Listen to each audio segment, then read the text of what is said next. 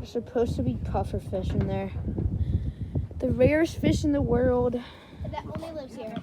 That only lives here. And we're supposed to be seeing them right now. Part 2, I'll keep you updated.